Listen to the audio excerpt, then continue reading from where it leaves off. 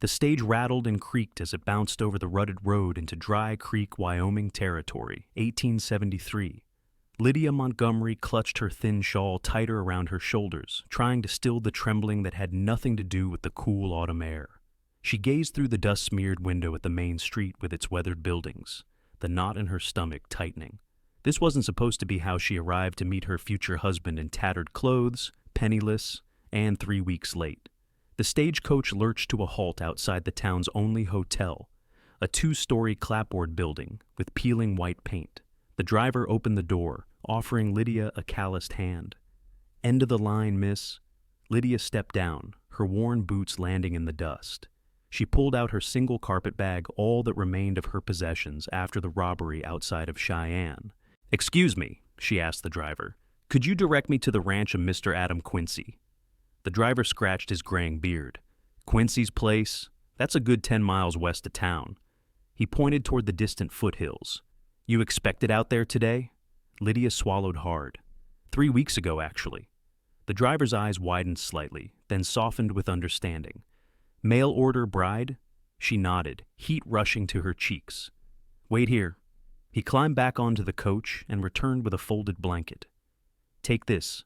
Nights get cold. I'd drive you out there, but I'm due back in Cheyenne by tomorrow." "Thank you," Lydia said, accepting the worn blanket. "Is there someone who might take me to the ranch?" Before the driver could answer, a tall man emerged from the general store across the street. Even from this distance, Lydia could see he carried himself with the easy confidence of someone comfortable in his own skin. His broad shoulders filled out a simple chambray shirt, and a well-worn hat shaded his face. "That's Quincy's foreman," the driver said, nodding toward the man. "Lucas Parker.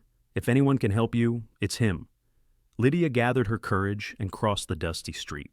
As she approached, the man looked up, revealing a weathered face with kind eyes.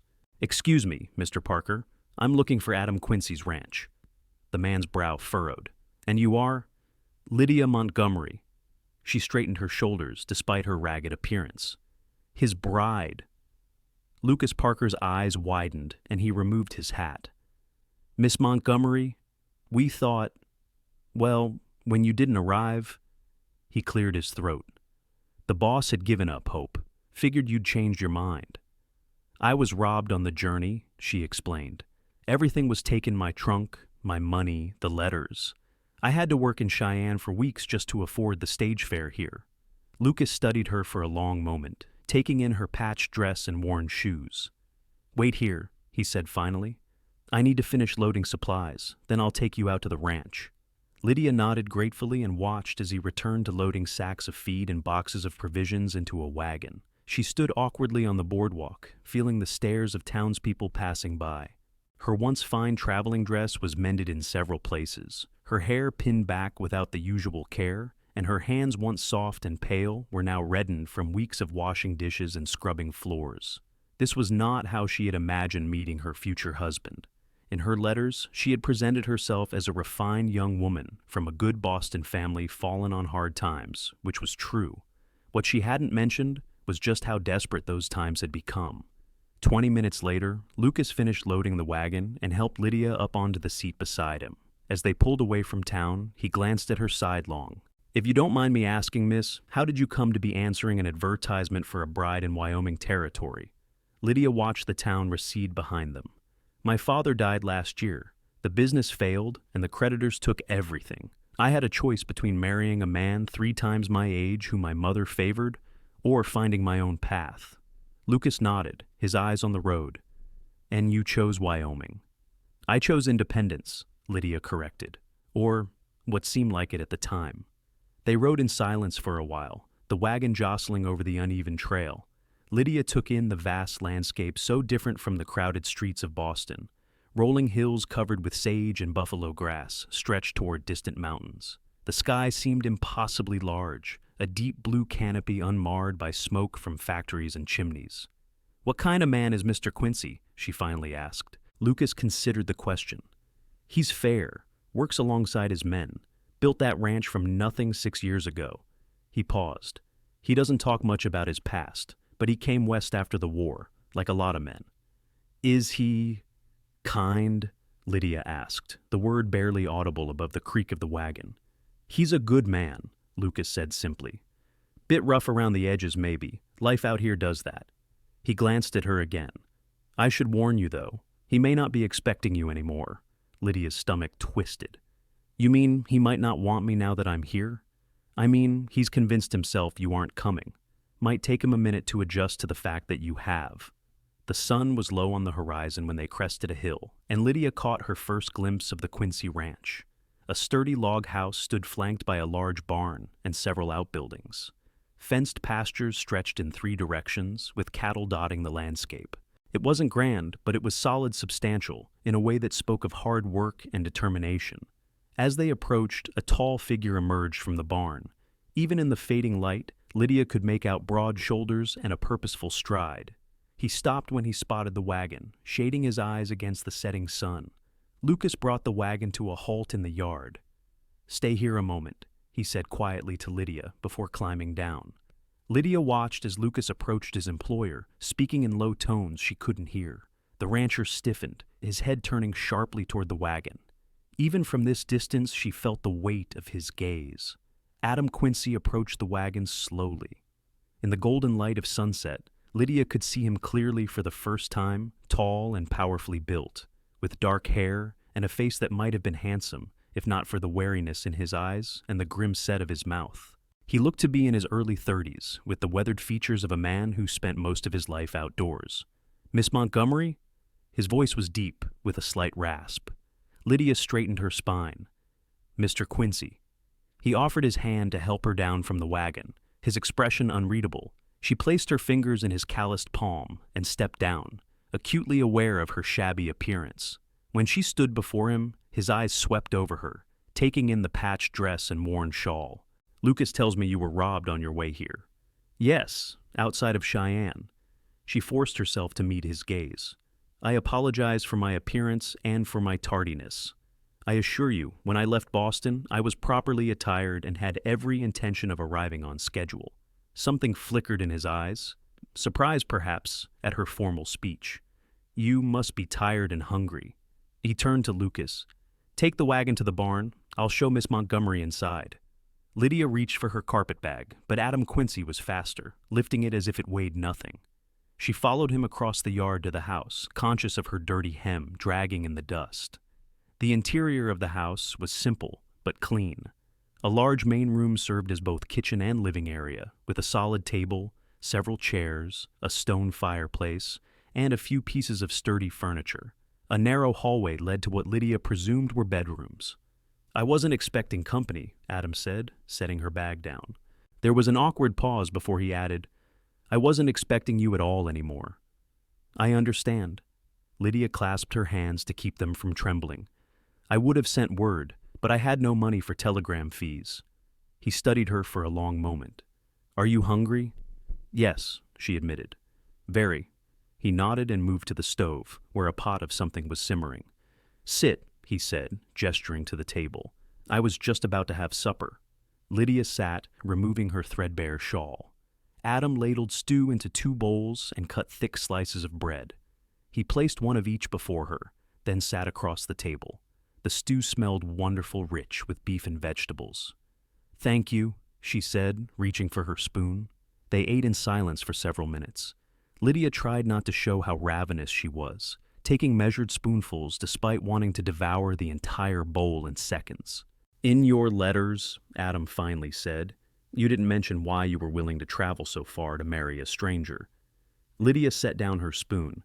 In your advertisement, you asked for an educated woman willing to work hard and help build a life. You didn't ask for my reasons. I'm asking now. She met his eyes. My father died in debt. My mother remarried quickly to a man I couldn't abide. I had few options. And now your options are fewer still, he observed. Lydia's chin lifted. I am still the same woman who wrote those letters, Mr. Quincy. My circumstances have changed, but I haven't. I'm still educated. I'm still willing to work hard. She paused. If you're no longer interested in marriage, I understand, but I would appreciate shelter for the night and perhaps assistance finding employment in town tomorrow. Adam's expression softened almost imperceptibly. I'm not saying I've changed my mind, Miss Montgomery. I'm saying you might want to. Why would I? He gestured around the simple room. This isn't Boston. Life here is hard. The winters are brutal. The nearest town is 10 miles away, and the nearest city with any amenities you might be accustomed to is a 2-day ride. I'm aware of the differences, Lydia said quietly. I made my choice knowingly. Adam studied her again, as if trying to reconcile the bedraggled woman before him with the one he had imagined from her letters. Finally, he stood and carried his empty bowl to the wash basin.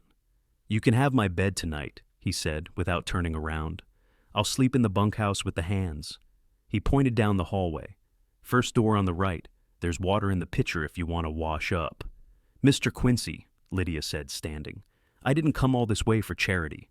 He turned to face her. It's not charity, Miss Montgomery. It's common decency. His voice softened slightly.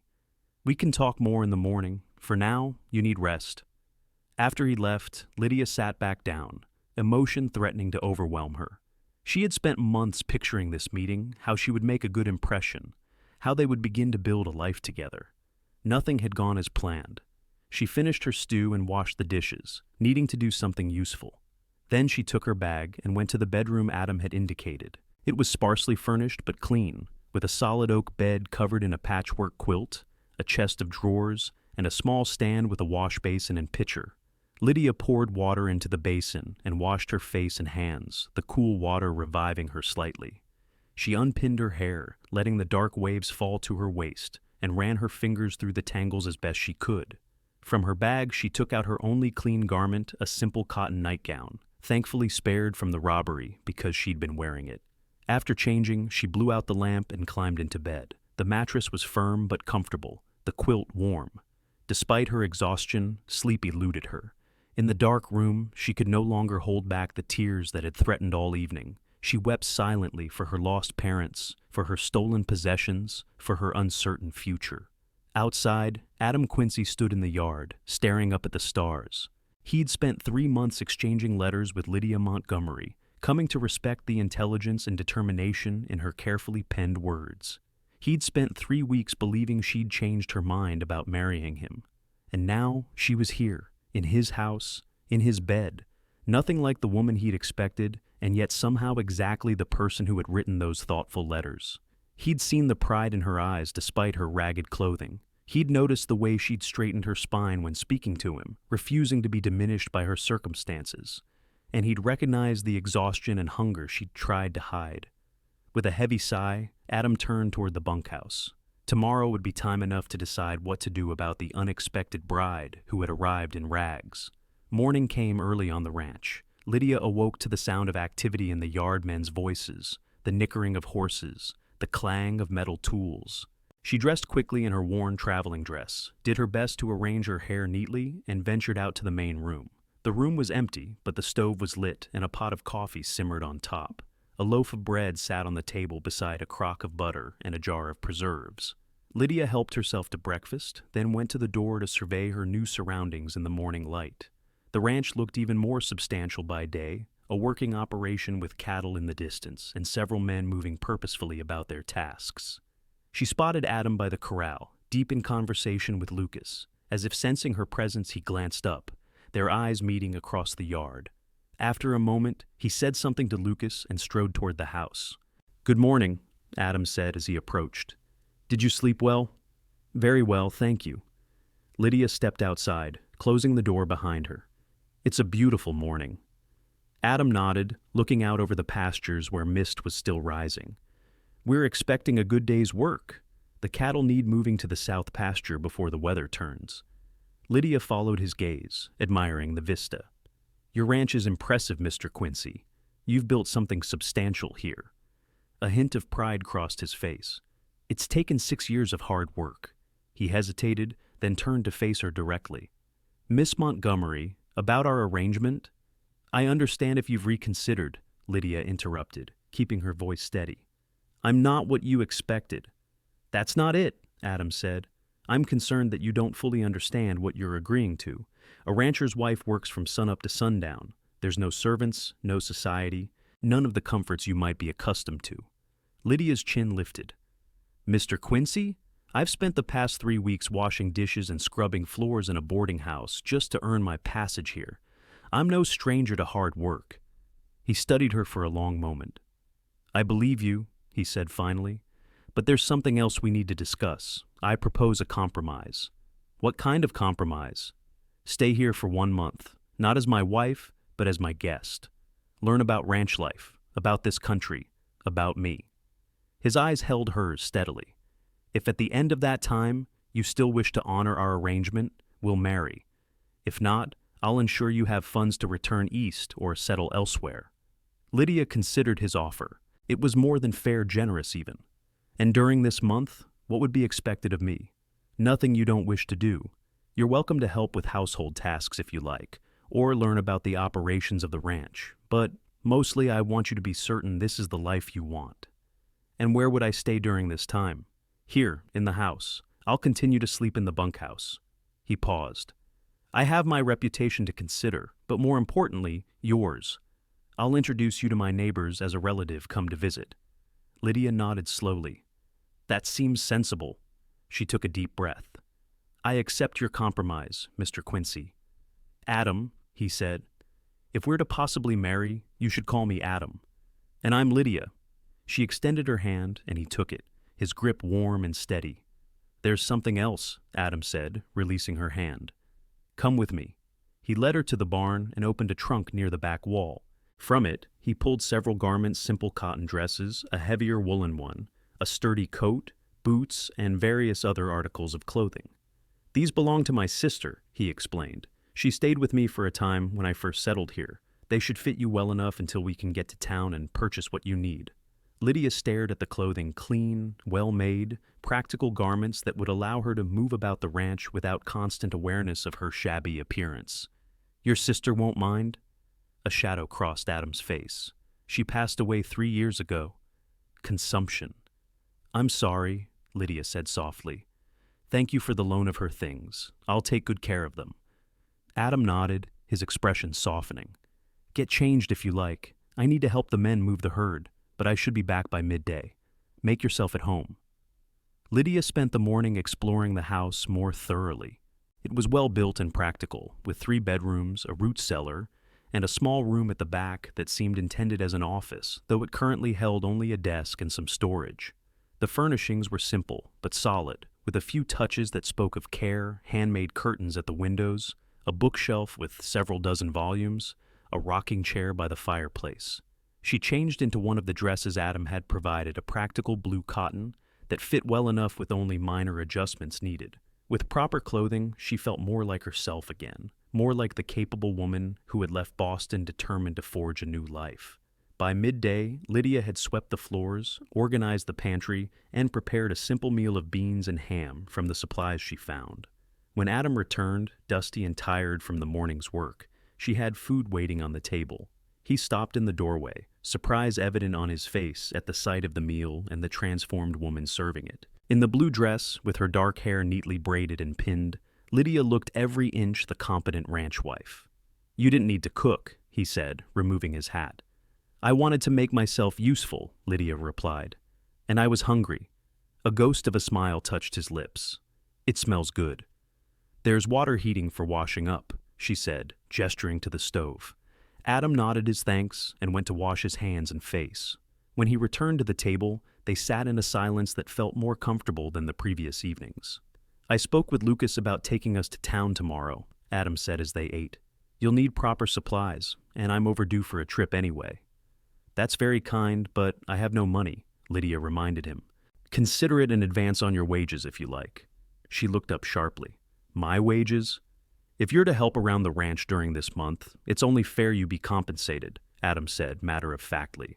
"We can settle on an amount. That wasn't part of our agreement. I'm modifying it." His tone brooked no argument. "You need clothing and personal items. If at the end of the month you choose to leave, you'll need funds to do so. If you choose to stay and marry me, the money will be yours anyway." Lydia considered protesting further, but recognized the practicality of his suggestion. "Very well. Thank you." After the meal, Adam showed her around the ranch properly, introducing her to the 3 hands who worked for him: Lucas, whom she'd already met, and two others, Mike and Charlie, both weathered men in their 40s who tipped their hats respectfully. He explained the operation of the ranch, from the breeding of the cattle to the seasonal rhythm of the work. As they walked the property, Lydia began to appreciate just how much Adam had accomplished. The barns and corrals were well constructed, the fences maintained, the herd healthy. He spoke knowledgeably about the land, pointing out where water flowed in spring, which grasses were best for fattening cattle, how he rotated pastures to prevent overgrazing. "You know a great deal about ranching for someone who came west after the war," Lydia observed. Adam glanced at her. "I grew up on a farm in Pennsylvania. Different terrain, different livestock, but the principles are similar. What brought you west?" His expression closed slightly. A desire for open spaces and a fresh start. After a pause, he added, "The war changed many things for many people." Lydia sensed there was more to the story, but didn't press. "I understand wanting a fresh start." That evening, after a simple supper, they sat by the fire. Adam had brought in a rocking chair from the porch for Lydia, while he took the sturdy wooden chair from the desk. Outside, the temperature was dropping rapidly, but the house was snug and warm. "Tell me more about yourself," Adam said, breaking the comfortable silence. "Your letters mentioned an education, but little else about your life before." Lydia looked into the flames. "I attended the Boston Female Academy until I was 18. My father believed in education for women, a progressive view that not all shared. I studied literature, history, mathematics, even some science, though that was considered quite radical. And after your schooling, I helped my father with his business, a small publishing house. I kept the books, read manuscripts, even edited occasionally." A note of pride entered her voice. "He said I had a good eye for what would sell. But the business failed?" Lydia nodded. "Paper became scarce during the war, and many of our authors were unable to write. By the time things improved, we'd lost too much ground to competitors. My father worked himself to exhaustion trying to save it." Her voice softened. "He died of heart failure last winter. The creditors took everything within weeks." Adam's expression was sympathetic. "And your mother? You mentioned she remarried?" "To her cousin, a banker who had always shown interest in her. He had no use for me, except as an unpaid servant." Lydia's mouth tightened. "And he made it clear that my continued residence depended on my agreeability to his attention." Understanding darkened Adam's eyes. "So you answered my advertisement." "I answered several, actually," Lydia admitted. "Yours was the only reply that didn't sound like you were seeking merely a housekeeper or a breeding mare." She blushed at her own frankness. "You wrote of building something together, of wanting a partner. It appealed to me." Adam leaned forward, elbows on his knees. "I meant those words. I don't need a servant. I can cook for myself, clean for myself. What I can't do alone is build a life, a future, a family."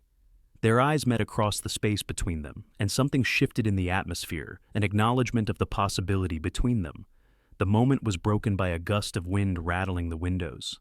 Adam rose and added another log to the fire. "It'll be cold tonight. There are extra quilts in the chest in your room if you need them." Lydia nodded, recognizing the conversation had reached its end for the evening. "Good night, Adam. Thank you for today." He looked at her for a long moment. "Good night, Lydia." The trip to town the next day brought Lydia a new understanding of her situation. Dry Creek was indeed small, a single dusty street lined with essential businesses: general store, blacksmith, saloon, hotel, small church, and a few other establishments. Adam was clearly well respected. People greeted him by name, and he introduced Lydia as his sister's friend from back east, come to visit. At the general store, Adam insisted on outfitting her properly.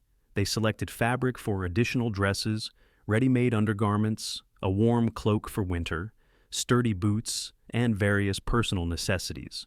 Lydia tried to be practical in her choices, but Adam occasionally overruled her, selecting the better quality option or adding items she hadn't thought to request. "You'll need gloves for winter," he said, placing a pair of lined leather ones in their basket. "These are too fine for everyday work," Lydia protested. "Then we'll get work gloves too," he replied simply. By the time they finished their shopping, the wagon was well loaded. Adam had also purchased supplies for the ranch: coffee, flour, sugar, tools, ammunition, and various other necessities.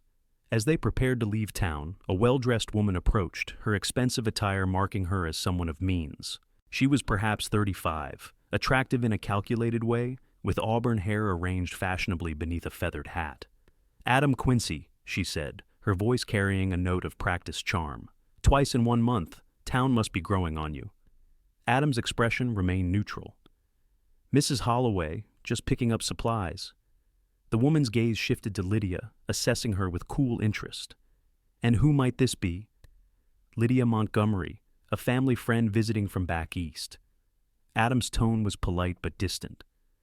"Lydia, this is Vivian Holloway. Her husband owns the bank."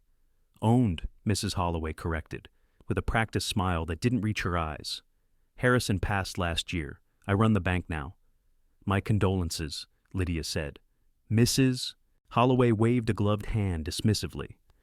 "A pleasure to meet you, Miss Montgomery. I hope you'll attend our little social gathering at the hotel this Saturday. We so rarely have new faces in Dry Creek." Her gaze returned to Adam. "You should come too, Adam. All work and no play, you know." "We'll see," Adam said noncommittally. "We should be getting back to the ranch." As they drove away, Lydia noticed Adam's shoulders had tensed. "Mrs. Holloway seems formidable," she ventured. Adam's mouth quirked. "That's one word for her. She's been trying to get her hooks into every eligible bachelor in the county since her husband died. The bank holds notes on half the ranches around here." "Including yours?" "No," Adam said firmly. "I own my land free and clear. One of the reasons Mrs. Holloway finds me so interesting, I expect." Lydia studied his profile, intrigued by this glimpse into the community dynamics and Adam's place in them. "She's very elegant." "She's a vulture in fine feathers," Adam replied bluntly, then glanced at Lydia. "I apologize. That was unkind." "But honest," Lydia observed. "I appreciate honesty." Adam's expression softened. "So do I." The next 2 weeks established a rhythm to their days. Adam rose before dawn to work with the men, while Lydia took charge of the household. She cooked, cleaned, mended, and began putting up preserves from the late garden harvest. In the afternoons, she often joined Adam around the ranch, learning about the operations, sometimes helping with simpler tasks. In the evenings, they sat by the fire, talking, sometimes reading, discovering each other's minds and hearts through conversation. Lydia found herself increasingly drawn to this quiet, competent man. Adam Quincy was not given to grand gestures or flowery speech, but his actions spoke volumes. He treated his men fairly, worked alongside them without hesitation, and showed consideration in countless small ways. With Lydia, he was unfailingly respectful, attentive to her comfort and needs, and increasingly open about his thoughts and experiences. For his part, Adam was discovering that the woman he'd invited into his home was far more than the refined Easterner he'd expected. Lydia approached ranch life with determination and adaptability. She didn't complain about the early mornings or the endless chores. Instead, she embraced the challenges, asking questions, learning quickly, and finding ways to improve systems that had grown haphazard in the absence of a woman's touch. More than that, he found himself looking forward to their evening conversations. Lydia was well-read and thoughtful, with opinions on everything from literature to politics. She listened attentively when he spoke, asked insightful questions, and challenged him when she disagreed. In her company, he felt more alive, more engaged with the world beyond the boundaries of his ranch. One afternoon, as Adam was repairing a section of fence, Lydia brought him water from the well. He paused in his work, wiping sweat from his brow before accepting the ladle she offered. "You're good at this," Lydia observed, watching as he skillfully joined 2 fence posts. "Necessity is an excellent teacher," Adam replied, drinking deeply. "I meant all of it, the ranching, building, leading your men." She leaned against the completed section of fence. "You've created something significant here." Adam studied her for a moment. The autumn sun brought out copper highlights in her dark hair, and her cheeks were flushed from the walk. In the simple calico dress she wore, with her hair in a practical braid, she looked like she belonged on the ranch, as if she'd always been there. "It wasn't always this way," he said finally, returning to his work. "When I first came west, I barely knew one end of a cow from the other." Lydia smiled. "I find that hard to believe." "Believe it. I made every mistake possible that first year. Lost half my starter herd to winter, nearly burned down my first cabin, Got swindled by cattle buyers. He drove a nail with more force than necessary. If not for the help of my neighbor, old Sam Weatherby, I'd have failed completely. What kept you going? Adam was quiet for a long moment. Stubbornness, maybe, or having nowhere else to go. He glanced at her. After the war, home didn't feel like home anymore. You fought for the Union? Lydia asked carefully. Adam nodded. Pennsylvania 83rd. Saw action at Gettysburg, the Wilderness, Petersburg. His voice grew distant. Lost my brother at Cold Harbor. I'm sorry, Lydia said softly. Was he older or younger? Younger. William was barely 18. Adam's hand stilled on the fence rail. He followed me into the army despite our father's objections. I was supposed to look after him. The weight of old grief hung in his words. Lydia reached out, placing her hand over his on the fence post. You can't blame yourself for the fortunes of war. I know that, most days. He turned his hand, briefly squeezing hers, before returning to his work. After he died, I couldn't face going home to our father. So when the war ended, I went west instead. And your sister? The one whose clothes you shared with me? Sarah joined me a year later. Our father had died, and she had nowhere else to go. His expression darkened. She was engaged to a man who died at Antietam, never really recovered from it. When she fell ill, he shook his head. This country can be hard on women. Lydia considered his words. Yet, you advertised for a wife to join you here. Adam met her gaze directly. Because despite everything, I believe in building something that lasts, a home, a family. He hesitated. And because I was lonely. The simple honesty of his admission touched Lydia deeply. Thank you for telling me these things. He nodded, returning to his work. You should know what kind of man you might be marrying. That evening, a storm blew in from the mountains. The wind howled around the eaves, rain lashed the windows, and lightning split the sky in brilliant forks. Adam and the hands worked frantically to secure the animals and equipment before the worst hit. When he finally came into the house, he was soaked to the skin and exhausted. Lydia had a fire blazing in the hearth, lanterns lit against the premature darkness, and a pot of stew keeping warm on the stove. She took one look at Adam's drenched state and immediately began helping him out of his wet coat. You need to get dry before you catch your death, she said, her voice brisk with concern. There's hot water for washing, and I laid out dry clothes in your room. Adam looked startled. My room? You can't possibly sleep in the bunkhouse tonight, Lydia said firmly. The rain is coming down in sheets, and the wind would blow you halfway to Cheyenne. When he hesitated, she added, I've made up a bed for myself in Sarah's old room. After a moment, Adam nodded. Thank you. While he changed, Lydia served up 2 bowls of stew and cut thick slices of the bread she'd baked that morning. The storm intensified, rain drumming on the roof like 1,000 impatient fingers. When Adam returned, dressed in dry clothes with his hair still damp, they sat down to eat by the fire's warmth. The cattle? Lydia asked. Moved them to the sheltered pasture yesterday, Adam replied, gratitude evident in his voice. Your suggestion was timely. Lydia nodded, pleased. She'd noticed the changing weather patterns and recalled Adam mentioning a low-lying pasture protected by a stand of cottonwoods. And the men? Safe in the bunkhouse, bit cramped with all of us there, but dry enough. He took a spoonful of stew. This is good. Thank you. Lydia's eyes went to the window as a particularly bright flash of lightning illuminated the yard, followed seconds later by a bone-rattling clap of thunder. I've never seen such a storm. Prairie storms can be fierce, Adam said. This one might last all night. As if confirming his words, the wind increased, moaning through the eaves. A sharp crack from outside made them both start. Probably a branch down, Adam said, rising to check the window. Nothing too close to the house, it looks like. Another crash of thunder shook the building, and suddenly they were plunged into darkness as the lanterns flickered out from the vibration. Only the firelight remained, casting long shadows across the room. Lydia couldn't help the small gasp that escaped her lips. Adam moved back to the fire, his expression concerned in the orange glow. Are you all right? Yes, she said, willing her voice to be steady. Just startled.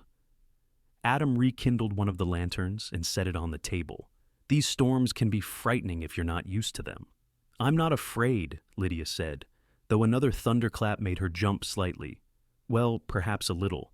In Boston, the buildings are closer together, the storm somehow less immediate. Adam's mouth quirked in a rare smile. Out here, there's nothing between you and nature. It has a way of reminding you how small you are. As the storm raged on, they remained by the fire, talking quietly. Lydia found that focusing on their conversation helped distract her from the tempest outside.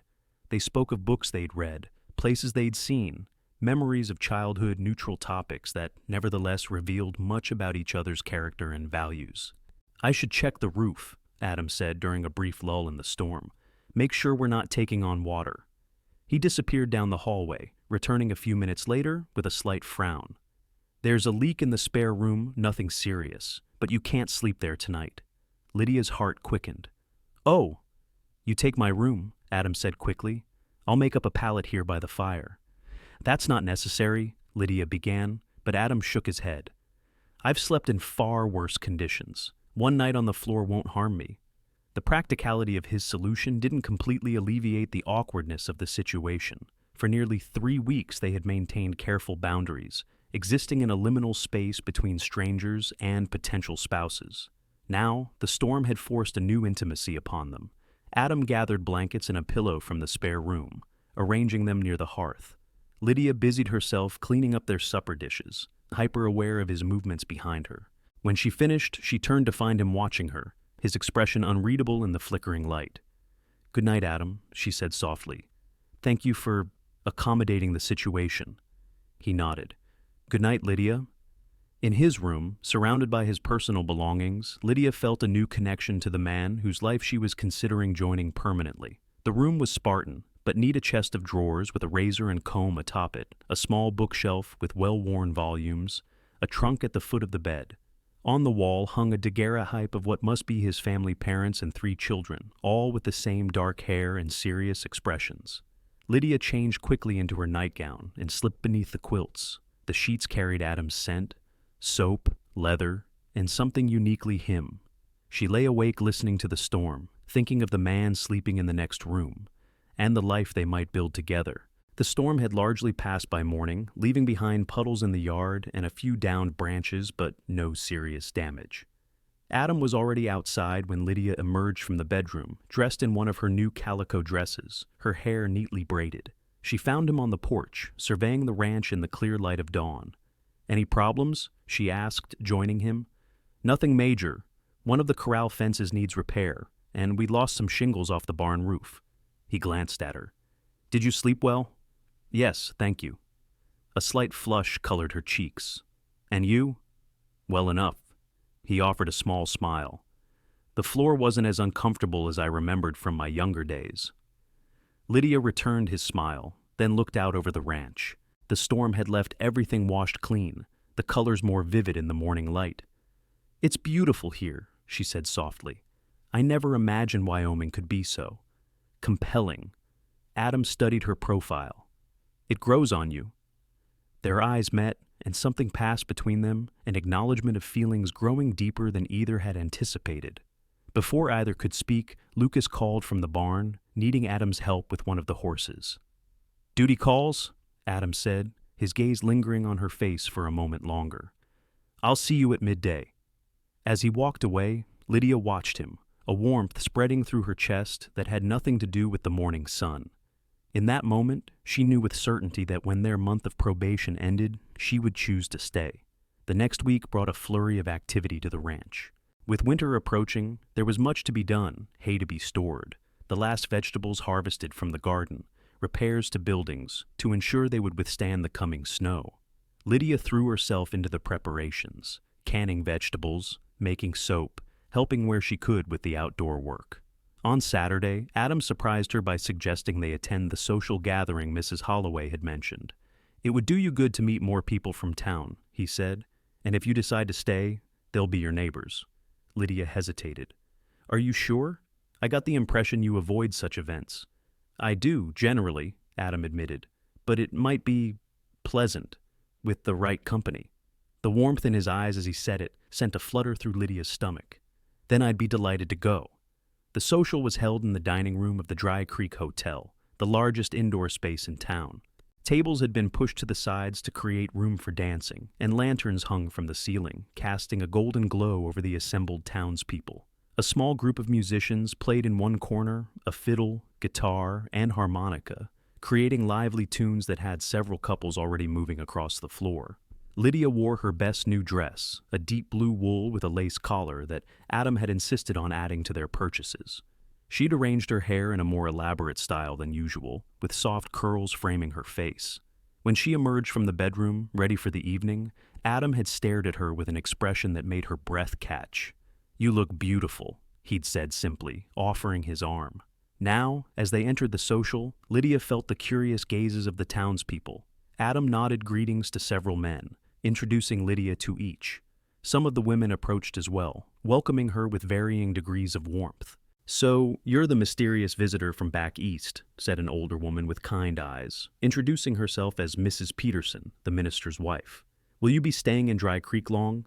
Before Lydia could answer, Vivian Holloway appeared, resplendent in a burgundy dress that was far more fashionable than anything else in the room.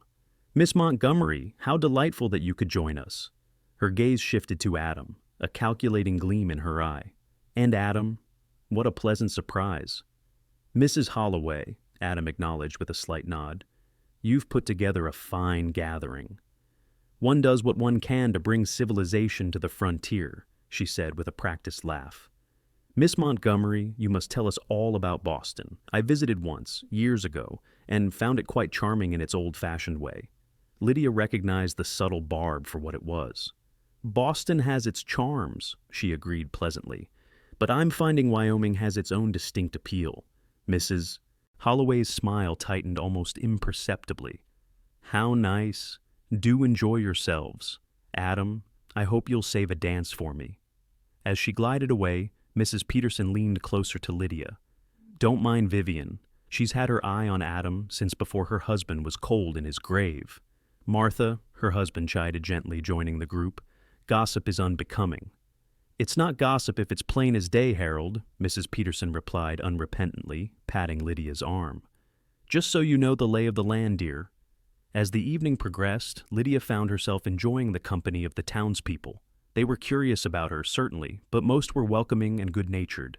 The music was lively, the food simple but plentiful, and the atmosphere warm despite the cool October night outside. Adam stayed close by her side, introducing her to people, explaining connections and histories in low tones, occasionally refilling her punch cup or bringing her a plate of food. When the fiddler struck up a waltz, he turned to her with an outstretched hand. "Would you care to dance?" Lydia placed her hand in his. "I'd be delighted." Adam led her onto the floor and drew her into his arms with surprising grace. His hand at her waist was warm and steady, his steps assured as he guided her through the waltz. Lydia followed his lead easily, years of dancing lessons from her Boston days returning naturally. "You dance well," she said, surprised. A small smile played at the corners of his mouth. "My mother insisted all her children learn, said it was a necessary social grace, even for farm boys." She was right. As they moved across the floor, Lydia became increasingly aware of his physical presence, the breadth of his shoulders under her hand, the subtle scent of soap and leather that she'd come to associate with him, the warmth in his blue eyes as they held her gaze. For the duration of the dance, the room around them seemed to fade, leaving only the music and the man before her. When the waltz ended, Adam kept her hand in his a moment longer than necessary. "Thank you," he said softly. Before Lydia could respond, Vivian Holloway appeared at Adam's elbow. "I believe this next dance is mine, Adam," she said with a smile that didn't reach her eyes. Adam hesitated, his gaze still on Lydia. "If you'll excuse me," he said finally. Lydia nodded, retreating to the edge of the dance floor. She watched as Vivian placed her hand possessively on Adam's shoulder, saying something that made him shake his head slightly. The woman was beautiful, wealthy, established in the community, everything Lydia was not. A flutter of insecurity passed through her, quickly suppressed. Whatever was between her and Adam was built on something more substantial than social position or physical attraction. "Miss Montgomery?" A young man approached, introducing himself as the town's schoolteacher. "Would you honor me with this dance?" Lydia accepted graciously, and soon found herself being led through a lively reel. As the evening continued, she danced with several of the town's men, conversed with the women, and gradually felt herself being accepted into the community. Through it all, she remained aware of Adam's presence, their eyes meeting occasionally across the room. It was nearly midnight when they finally left the social. The night air was crisp with the promise of frost, and Adam wrapped a blanket around Lydia's shoulders in the wagon for the ride home. "Did you enjoy yourself?" he asked as they left the town behind. "Very much," Lydia replied truthfully. "Your neighbors are good people, for the most part." Adam nodded. "They are. Life out here forces a certain honesty of character.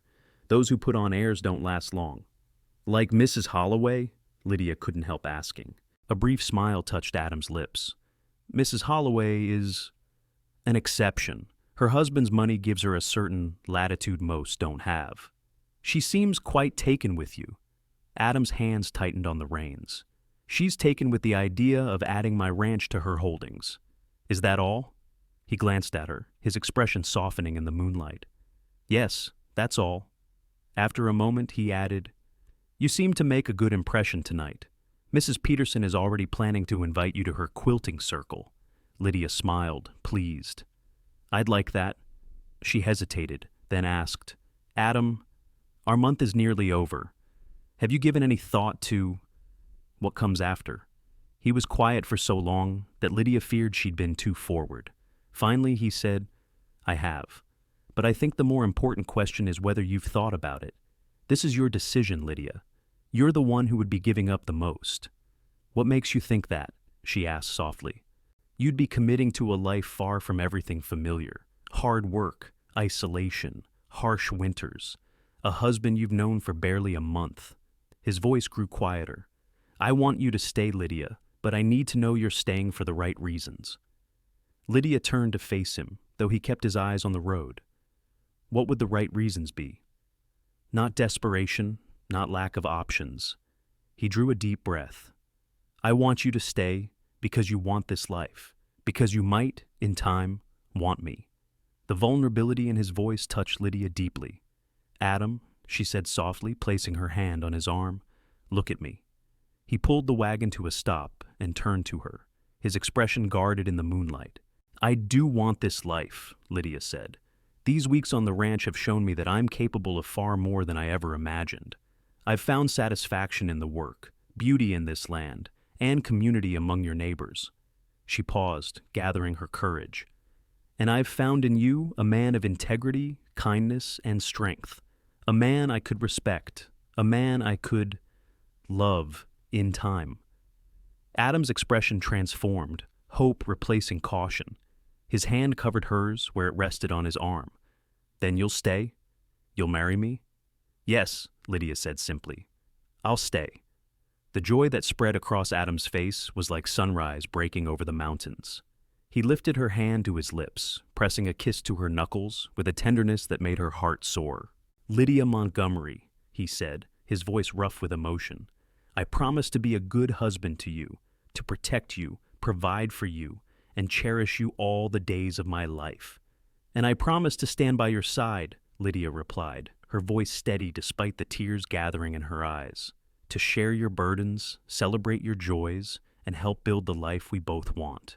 In the moonlight, on a deserted road with the vast Wyoming sky above them, they sealed their promises with a kiss gentle at first, then deepening as they gave themselves to the feelings that had been growing between them. When they finally parted, both were breathing quickly, wonder in their eyes at what they'd found together. The wedding took place 2 weeks later, a simple ceremony in the small white church in Dry Creek. Reverend Peterson officiated, his wife played the organ, and nearly the entire town turned out to witness the union. Lydia wore a new dress of cream-colored wool, adorned with lace at the collar and cuffs. Adam had splurged on a new shirt and string tie for the occasion, his usual ranch clothes set aside for the day. As they exchanged vows before their neighbors, Lydia's heart was full. She thought of the frightened, desperate woman who had arrived in Dry Creek just over a month ago, clothed in rags and uncertainty. Now she stood proud and confident, joining her life to a man who had seen her at her lowest and still found her worthy of respect, admiration, and love. When the Reverend pronounced them husband and wife, Adam's kiss was both tender and possessive, a promise of the life they would build together.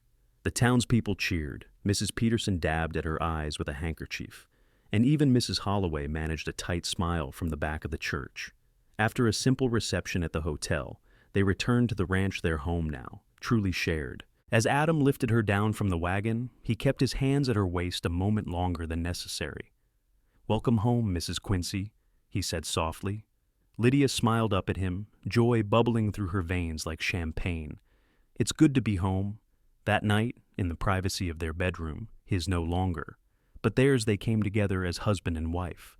Adam's hands, so capable with horses and tools, proved equally gentle on Lydia's skin. His kisses, tentative at first, grew more confident as she responded with equal ardor. They discovered each other slowly, with reverence and growing passion, building a new intimacy to match the emotional connection that had formed between them. Afterward, lying in his arms with her head on his chest, Lydia felt a contentment she had never known. "Thank you," she whispered. Adam's hand stroked her hair. "For what?" "For seeing me, truly seeing me when I arrived in rags. For offering me respect when I had nothing." Adam tilted her chin up, his eyes serious in the lamplight. "You never had nothing, Lydia. You had courage, intelligence, dignity, all the things that matter. The clothes were just packaging." Lydia smiled, her heart full. "Still, most men would have turned me away." "Then most men would have been fools." He kissed her softly. "I'm just grateful you gave me a chance to prove I wasn't one of them." As winter settled over Wyoming Territory, the Quincy ranch adjusted to its new reality. The routines Lydia and Adam had established during their trial month continued, but with a new ease born of their deeper connection. The hands quickly adapted to having a mistress on the ranch, appreciating the improvements to meals, the freshly laundered clothes, and the woman's touch that made the main house a gathering place on cold evenings. December brought the first heavy snows, transforming the landscape into a white wonderland. The cattle were moved to sheltered pastures, extra hay stacked in the barns, and the house prepared for the long winter ahead. On Christmas Eve, Lydia decorated the house with pine boughs and berries, baked cookies from her mother's recipe, and prepared a feast for Adam and the hands. As they sat around the table that night, enjoying roast beef and potatoes, Adam looked at the faces of his men, Lucas, Mike, Charlie, and then at his wife, her cheeks flushed with the heat of cooking and the pleasure of creating this celebration. Something expanded in his chest, a warmth that had nothing to do with the fire blazing in the hearth. "I'd like to propose a toast," he said, raising his coffee cup since they had no wine. "To family, the one we choose and the one that chooses us."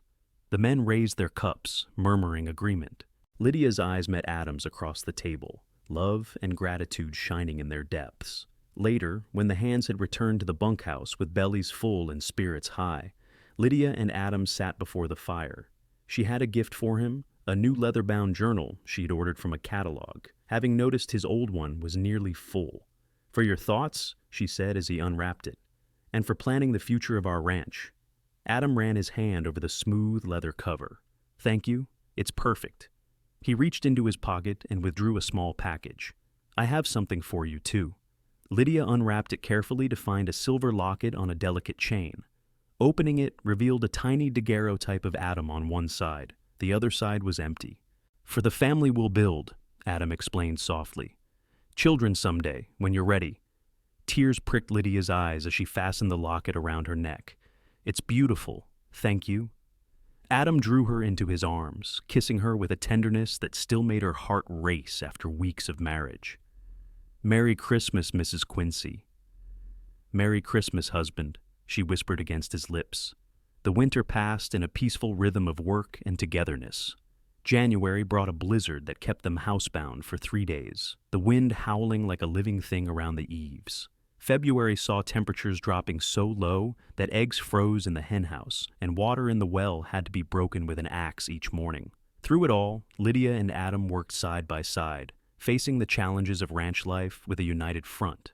By March, the first hints of spring began to appear, patches of grass emerging from melting snow, buds forming on the cottonwoods by the creek. And with spring came news that changed everything. "Adam," Lydia said one evening as they sat by the fire, her mending in her lap, "I have something to tell you." He looked up from his ledger, noting the unusual flush in her cheeks. "What is it?" Lydia set aside her sewing, her hands moving instinctively to her stomach. "I'm going to have a baby. In late summer, I think." Adam went perfectly still, his eyes widening. "A baby," he repeated, as if testing the word. "Yes." Lydia watched his face anxiously. "Are you pleased?" The ledger dropped to the floor as Adam crossed to her in 2 long strides, pulling her to her feet and into his arms. "Pleased?" he whispered, his voice thick with emotion. "Lydia, there aren't words." He kissed her then, pouring all his joy and wonder into the embrace. When they parted, both were breathing quickly, and tears shone in Lydia's eyes. "I was worried you might think it too soon," she admitted. "We've been married less than 4 months." Adam shook his head, his hands gentle on her shoulders. "It's perfect timing. The baby will come before the fall roundup, and you'll have time to recover before winter." Lydia laughed, the sound bright with happiness. "Trust a rancher to consider the seasonal implications?" "Always practical," Adam agreed with a grin that made him look years younger. His expression softened as he placed a hand on her still flat stomach. "But this is a miracle, Lydia. Our child." As spring blossomed into summer, Lydia's body changed with the seasons. Her slender frame rounded, her face glowed with health, and she moved through her days with a new awareness of the life growing within her. Adam watched these changes with a mixture of pride, awe, and protective concern, often insisting she rest when she claimed she was perfectly capable of continuing her tasks. "The baby will be here soon enough," he'd say, guiding her to a chair. "The work will wait." The hands were as protective as Adam, carrying heavy water buckets for her, building a cradle for the coming baby, even bringing her wildflowers from the range. Lucas, in particular, seemed determined to ensure Lydia didn't overexert herself, often appearing at the house to take over tasks she'd begun. "Were you this fussy when your sister was expecting?" Lydia asked Adam one evening, amused by the men's attentions. A shadow crossed Adam's face. Sarah never had children. It was one of her great sorrows. Lydia took his hand. "I'm sorry, I didn't know." Adam squeezed her fingers. "How could you?" His other hand rested on the swell of her stomach. "This little one will be the first child born on this ranch.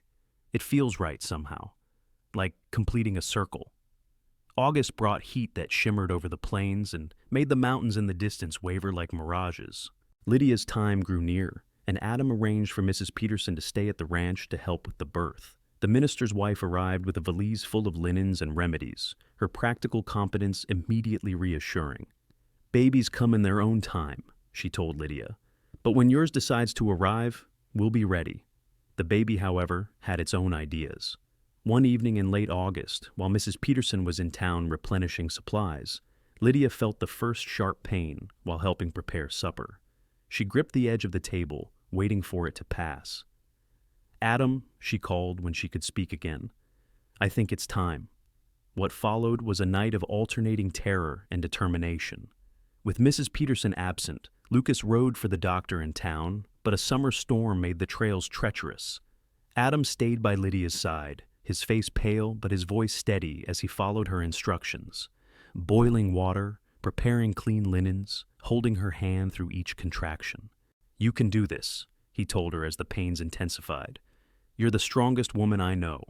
Lydia clung to his words, to his presence, as her body worked to bring their child into the world.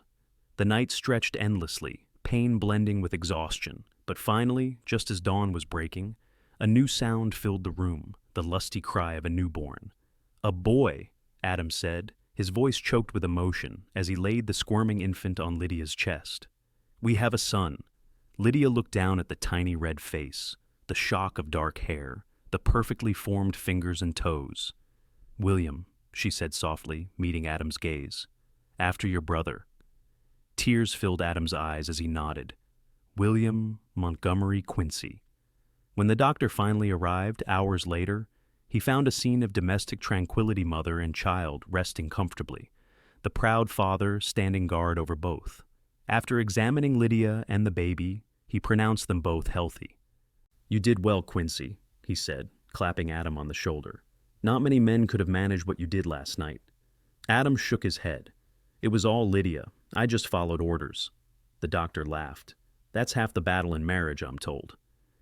As word spread of the birth, visitors began arriving at the ranch. Mrs. Peterson came first, scolding herself for being away, but quickly taking charge of household matters to allow Lydia to rest. The hands took turns coming to the house to admire the baby, each man awkwardly holding his hat and offering gruff congratulations. Even Mrs. Holloway sent a basket of baby clothes, finer than anything available in the Dry Creek store. "She's admitting defeat, Mrs." Peterson observed with satisfaction as Lydia unwrapped the tiny garments.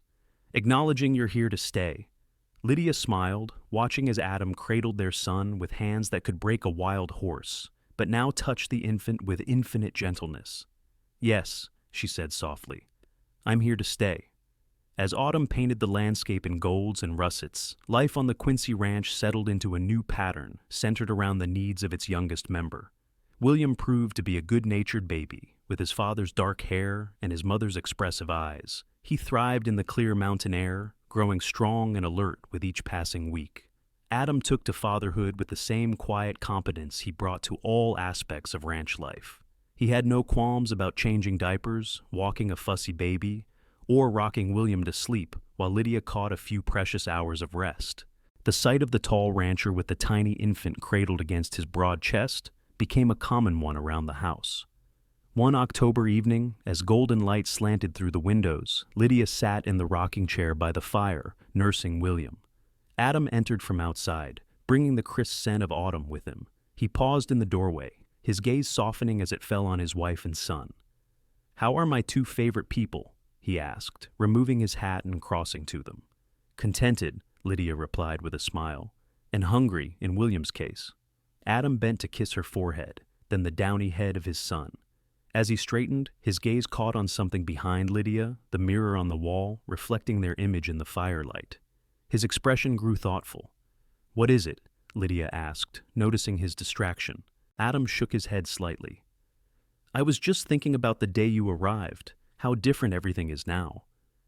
Lydia followed his gaze to their reflection, she in a neat calico dress, her hair pulled back in a simple bun.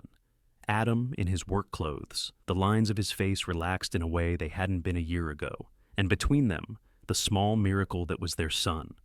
"I came with nothing," she said softly, "and now I have everything." Adam knelt beside the rocking chair, one hand on William's back, the other covering Lydia's where it cradled their son. "You came with everything that mattered," he corrected gently. "Courage, determination, a willingness to build something new." His eyes, so blue in the firelight, held hers steadily. "I'm the one who gained everything." Lydia leaned forward to kiss him, their son nestled safely between them. "We both did," she whispered against his lips. As winter approached again, bringing with it the promise of snow and cold, the Quincy ranch stood ready. The barns were full of hay, the smokehouse stocked with meat, the cellar laden with preserved vegetables and fruits from Lydia's garden. The house, once merely functional, had become truly a home, filled with the small touches that spoke of permanence and care, from curtains at the windows, to braided rugs on the floors, to a shelf of books that grew with each supply order from back east. On the anniversary of Lydia's arrival in Dry Creek, Adam surprised her with a gift, a new dress, finer than any she'd owned since coming west. The deep green wool was of excellent quality, with ivory lace at the collar and cuffs and pearl buttons down the front. "It's beautiful," Lydia breathed, running her fingers over the soft fabric. "But what's the occasion?" Adam smiled, bouncing William on his hip. The baby gurgled happily, reaching for the shiny buttons on his father's shirt. "1 year ago today, the most important person in my life arrived in Wyoming Territory." Lydia raised an eyebrow. "I seem to recall you were less than impressed with that bedraggled woman." "I was cautious," Adam corrected, his free hand reaching out to tuck a strand of hair behind her ear. "But never unimpressed. From the moment you stood in that dusty street and announced yourself as my bride, I knew you were remarkable." "Even in rags?" "Especially in rags," Adam said softly. "Because you held yourself with such dignity despite everything. You didn't ask for charity or pity, you offered partnership." He looked down at their son, then back at Lydia. "You offered me a future I never thought I'd have." Lydia stepped forward, wrapping her arms around both her husband and child. "We built that future together," she said, her voice thick with emotion. "And we'll keep building it, day by day. Outside, the first snowflakes of winter began to fall, dusting the ranch in white. Inside, in the warmth of the home they had created, Lydia and Adam Quincy stood together with their son, their love a testament to the power of respect, resilience, and the courage to begin again. The mail-order bride who had arrived in rags had found far more than the security she sought. She had found purpose, community, family, and a love that clothed her in respect and cherished her for exactly who she was. As the snow fell softly outside their window, Lydia knew with absolute certainty that this ranch, this man, this life, this was where she truly belonged.